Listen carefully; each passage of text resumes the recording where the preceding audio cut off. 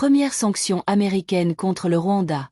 Le rappel de l'ambassadeur des États-Unis à Washington. Un événement diplomatique majeur vient de se produire dans la relation entre les États-Unis et le Rwanda. Un événement qui, à première vue, peut sembler technique ou administratif, mais qui, en réalité, constitue un signal politique fort. Les États-Unis ont rappelé à Washington leur ambassadeur au Rwanda, M. Eric W. Knedler.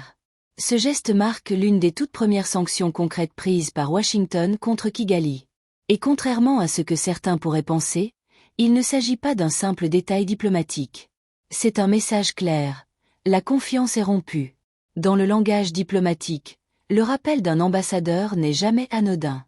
Il n'est jamais le fruit du hasard. Lorsqu'une grande puissance comme les États-Unis prend une telle décision, elle le fait après de longues évaluations internes, des consultations politiques approfondies et une analyse stratégique précise.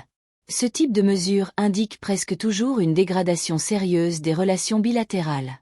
Il s'agit d'un avertissement public, mais aussi d'un signal adressé à d'autres acteurs internationaux. Pour comprendre la portée réelle de cette décision, il faut d'abord rappeler le rôle central d'un ambassadeur. Un ambassadeur n'est pas seulement un représentant protocolaire. Il est le principal canal de communication politique, sécuritaire et stratégique entre deux États. Il facilite les échanges directs, transmet les messages sensibles, négocie en coulisses et défend les intérêts de son pays. Rappeler un ambassadeur, c'est suspendre ce canal privilégié. C'est réduire volontairement le niveau de dialogue. Dans le cas du Rwanda, ce rappel marque une rupture symbolique forte. Pendant des années, Kigali a bénéficié d'un statut particulier auprès de Washington. Le Rwanda était perçu comme un partenaire stratégique en Afrique centrale, un acteur clé de la sécurité régionale et un allié fiable dans certaines opérations internationales.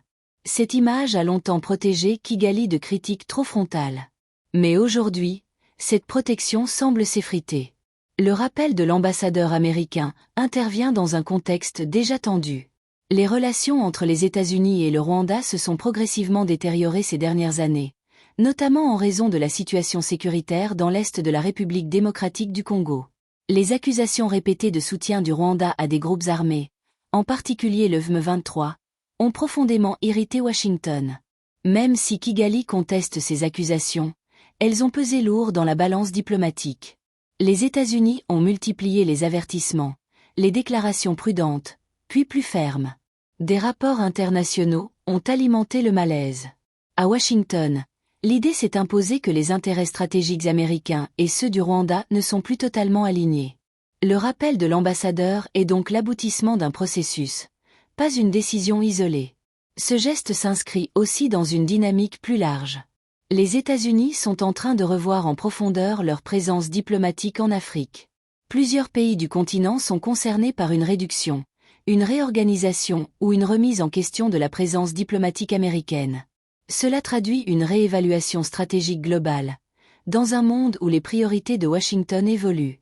La liste des pays concernés est révélatrice. Algérie, Burundi, Cameroun, Cap-Vert, Gabon, Côte d'Ivoire, Égypte, Madagascar, Maurice, Niger, Nigeria, Rwanda, Sénégal, Somalie, Ouganda. Être sur cette liste n'est pas un honneur. Ce n'est pas une distinction. C'est un avertissement. Cela signifie que les États-Unis considèrent que leur engagement diplomatique classique dans ces pays doit être repensé. Dans le cas du Rwanda, ce signal est particulièrement fort car il touche un pays longtemps considéré comme un partenaire stable et discipliné. Le message est clair. Washington commence à couper des ponts, ou du moins à les fragiliser. La relation n'est plus automatique. Elle n'est plus acquise. Elle devient conditionnelle. Un autre élément renforce la gravité de la situation. Les indications selon lesquelles les affaires diplomatiques rwandaises pourraient, à l'avenir, être traitées via le Kenya. Cela signifierait une forme de relocalisation diplomatique. En clair, Kigali risquerait de perdre son accès direct et permanent à Washington. Ce serait un déclassement diplomatique majeur. Dans le langage international, être obligé de passer par un pays tiers pour gérer ses relations avec une grande puissance est un signe de marginalisation. Cela réduit la capacité d'influence, ralentit les échanges et affaiblit la position du pays concerné. Pour le Rwanda, qui a toujours misé sur une diplomatie active et directe, ce serait un coup dur. Il est important de souligner que cette situation ne signifie pas que le Rwanda est isolé. Kigali conserve des alliances, des partenariats et une influence régionale réelle. Mais il est clair que le pays se retrouve aujourd'hui dans une position inconfortable sur l'échiquier international. Être du mauvais côté des priorités américaines, même temporairement, comporte des risques. Les États-Unis restent une puissance centrale dans le système international.